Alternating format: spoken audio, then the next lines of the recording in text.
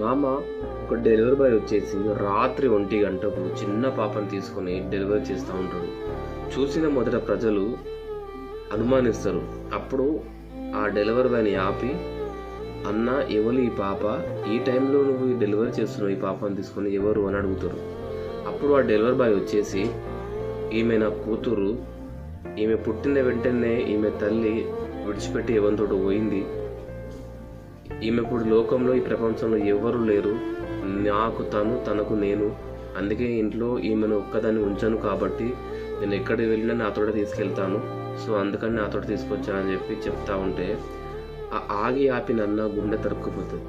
అతనికి ఏంది, మనకి కూడా వింటూ ఉంటేనే చూస్తూ ఉంటూనే గుండె తరుక్కుపోతుంది. ఎలా విడిచిపెట్టిపోయినావు తల్లి ఆ చిన్న పాపను.